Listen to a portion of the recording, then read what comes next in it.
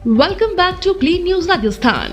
चलिए देखते हैं राजस्थान की 15 फटाफट बड़ी खबरों को। राष्ट्रीय लोक दल के प्रदेश अध्यक्ष अवाना बोले, आगामी 3 माह में 3 बड़ी रैली। राजस्थान में तीसरा विकल्प बनेगा लोक दल। केंद्र में एनडीए गठबंधन की सहयोगी पार्टी राष्ट्रीय लोक दल ने राजस्थान में अपने पैर पसारने शुरू कर दिए हैं। आगामी निकाय पंचायत चुनाव के साथ ही विधानसभा चुनाव के मद्देनजर पार्टी जहां अपना संगठन जमीनी स्तर पर मजबूत कर रही है, वहीं पार्टी के प्रदेश अध्यक्ष और पूर्व विधायक जोगिंदर सिंह अवाना का दावा है कि राजस्थान में राष्ट्रीय लोक दल तीसरा विकल्प बनेगा और आगामी अक्टूबर, नवंबर और दिसंबर में 3 महीने के अंदर 3 अलग अलग प्रदेश स्तरीय रैलियां आयोजित होंगी।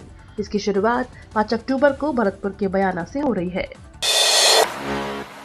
सरकारी स्कूलों में दीवार पर दिखेगा मिड डे मील मेन्यू। अतिथि माता रखेंगी गुणवत्ता पर नजर। राजस्थान सरकार ने प्रधानमंत्री पोषण योजना को और प्रभावी बनाने के लिए नए दिशा निर्देश जारी किए हैं। इसके तहत अब सभी राज्य के विद्यालयों में मिड डे मील का साप्ताहिक मेन्यू आकर्षक पेंटिंग के रूप में अंकित करना अनिवार्य होगा। इसके साथ ही विद्यालयों में छात्रों को परोसे जाने वाले भोजन की गुणवत्ता पर निगरानी के लिए अतिथि माता की व्यवस्था भी शुरू की जाएगी। नए निर्देशों के अनुसार समय समय पर विद्यार्थियों की माताओं या महिलाओं अभिभावकों को अतिथि माता के रूप में बुलाया जाएगा। उनकी उपस्थिति में भोजन वितरण होगा और उन्हें भोजन चखाकर राय दर्ज की जाएगी। इससे पारदर्शिता बढ़ेगी और विद्यालय समुदाय की भागीदारी सुनिश्चित होगी। दूसरे राउंड में राजस्थान में एमबीबीएस की 2678, एनआरआई 275 सीट पर अब 1 करोड़ फीस। NEET UG 2025 state quota counselling के द्वितीय राउंड के लिए राजस्थान नीट यूजी मेडिकल और डेंटल एडमिशन काउंसलिंग बोर्ड ने शनिवार को सीट मैट्रिक्स जारी कर दी है। इसमें एमबीबीएस व बीडीएस की सीट मैट्रिक्स जारी की गई। निजी कोचिंग संस्थान के करियर काउंसलिंग एक्सपर्ट परिजात मिश्रा ने बताया कि सीट मैट्रिक्स कैटेगरी के अनुसार जारी की गई है। इसमें एमबीबीएस की सरकारी व निजी क्षेत्र के मेडिकल कॉलेज की 2678 व डेंटल कॉलेज की 728 सीटों की घोषणा की गई है। मिश्रा ने बताया कि राजस्थान व राजस्थान राज्य के बाहर के कैंडिडेट्स जिनके पास नॉन रेजिडेंट इंडियन का स्टेटस है, उनकी राज्य में द्वारा संचालित मेडिकल कॉलेज में प्रतिवर्ष फीस में भी कमी की गई है। शिक्षा विभाग को डिजिटली शाला स्वास्थ्य परीक्षण के लिए मिला गोल्ड स्कॉच अवार्ड। राजस्थान के स्कूल शिक्षा विभाग को शिक्षा क्षेत्र में डिजिटली शाखा स्वास्थ्य परीक्षण के लिए प्रतिष्ठित गोल्ड स्कॉच अवार्ड 2025 से सम्मानित किया गया है। राजस्थान देश का ऐसा पहला राज्य है जिसने स्कूल स्तर पर हेल्थ चेकअप को डिजिटल प्लेटफॉर्म से जोड़ा है। इस नवाचार को अन्य राज्यों में भी लागू करने पर विचार किया जा रहा है। बीकानेर दौरे पर सीजेआई बीआर गवई, वकीलों ने की हाईकोर्ट बेंच की मांग। एक बार फिर बीकानेर को हाईकोर्ट बेंच की सौगात नहीं मिल सकी। शनिवार को भारत के मुख्य न्यायाधीश बीआर गवई बीकानेर आए, जहां संविधान के 75 वर्ष पूरे होने और बाबा साहब भीमराव अम्बेडकर के योगदान को लेकर आयोजित सेमिनार में उन्होंने हिस्सा लिया।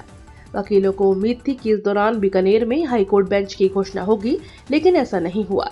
कार्यक्रम के दौरान जैसे ही उनका संबोधन समाप्त हुआ, बीकानेर के वकीलों ने नारेबाजी करते हुए हाईकोर्ट बेंच की मांग उठाई। इस पर सीजेआई गवई ने कहा कि यह मामला राज्य के मुख्य न्यायाधीश के अधिकार क्षेत्र का है।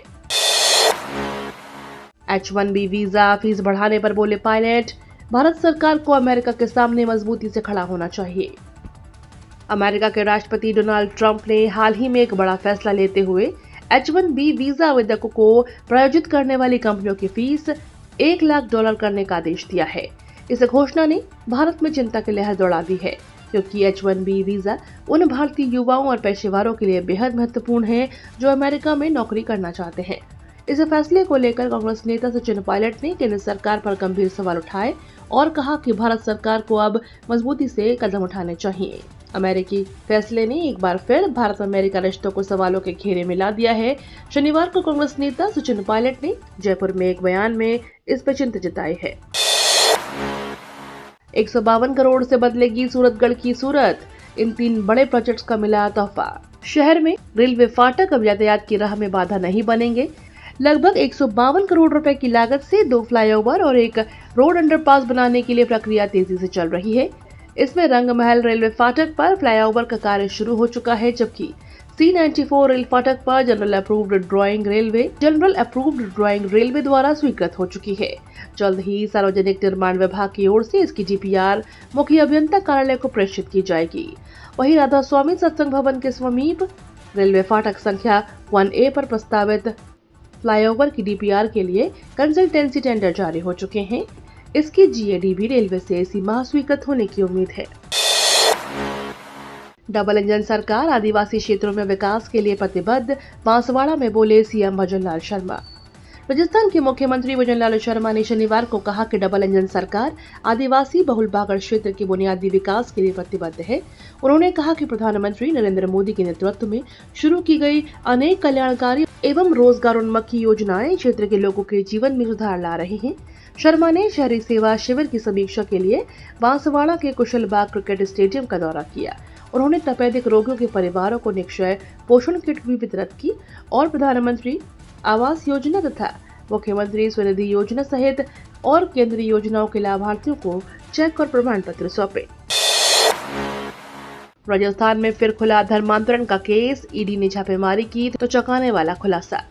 3 दिन पहले प्रवर्तन निदेशालय ने बीकानेर में छापेमारी की थी।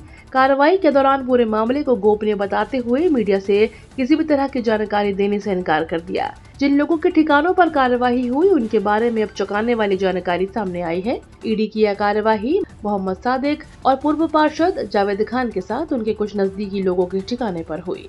कार्रवाई के दौरान धर्म परिवर्तन और मनी लॉन्ड्रिंग की जानकारी भी सामने आई। हाल ही में जबरन कराए जाने वाले धर्मांतरण पर रोक लगाने के लिए राज्य सरकार विधानसभा में बिल लेकर आई है। राज्यपाल और राष्ट्रपति की मंजूरी के बाद वह कानून का रूप लेगा।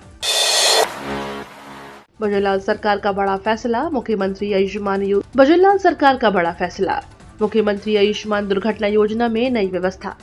राजस्थान की भजनलाल सरकार ने अपनी फ्लैगशिप स्कीम मुख्यमंत्री आयुष्मान दुर्घटना बीमा योजना में बड़ा बदलाव कर दिया है। यह कदम पीड़ित परिवारों के लिए राहत की सांस और बिचौलियों के लिए करारा झटका साबित हो सकता है। नई व्यवस्था के तहत अब स्टेट इंश्योरेंस और प्रोविडेंट फंड विभाग योजना से जुड़े सभी क्लेम और सहायता के लिए अधिकृत सहायता केंद्र बनेगा।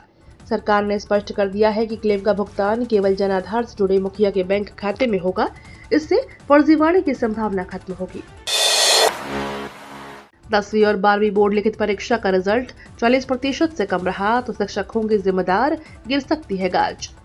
माध्यमिक शिक्षा बोर्ड राजस्थान में प्रायोगिक परीक्षा व सत्रांक के अतिरिक्त केवल लिखित परीक्षा में 40% से कम अंक प्राप्त परीक्षार्थी की सूचना शाला दर्पण पोर्टल पर दर्ज करवाई गई है।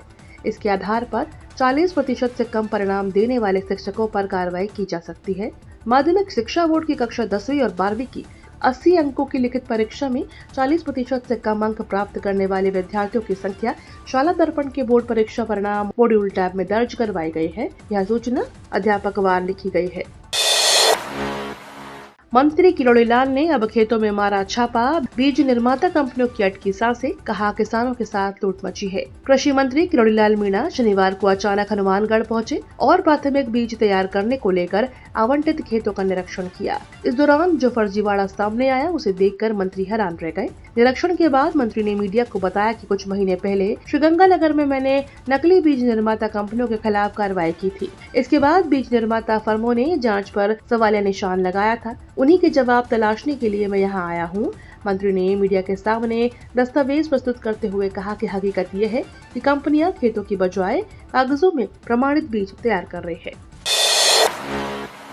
पीएम बनने के बाद पहली बार मोदी कर सकते हैं माता त्रिपुरा सुंदरी के दर्शन।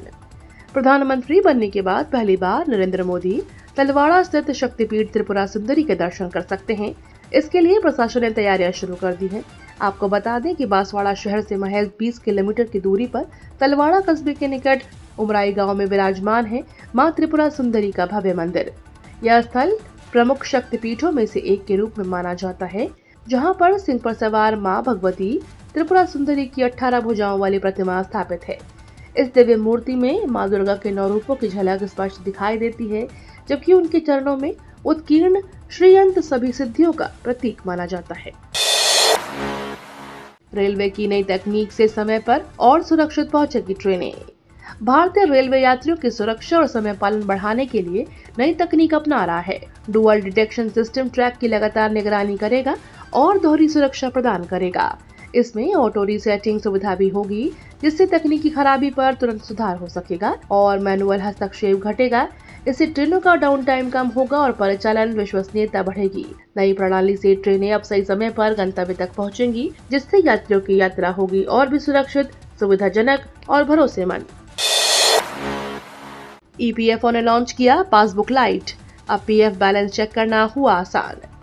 कर्मचारी भविष्य निधि संगठन ईपीएफओ ने करोड़ों नौकरी पेशा कर्मचारियों को राहत देते हुए नया पासबुक लाइट फीचर लॉन्च किया है। श्रम और रोजगार मंत्री मनसुख मांडविया ने शुक्रवार को इसकी शुरुआत की। पहले पीएफ पासबुक देखने के लिए अलग पोर्टल पर लॉगिन करना पड़ता था और इसमें कई बार सर्वर समस्या या मैसेज न मिलने से दिक्कतें आती थीं। अब पासबुक लाइट के जरिए सदस्य सीधे ईपीएफओ पोर्टल पर आसानी से अपने पीएफ बैलेंस और ट्रांजैक्शन की डिटेल्स कुछ ही स्टेप्स में देख सकेंगे। ये तो थी राजस्थान की बड़ी खबरें। रोजाना सबसे पहले अपडेट पाने के लिए क्लीन न्यूज राजस्थान को अभी सब्सक्राइब करें।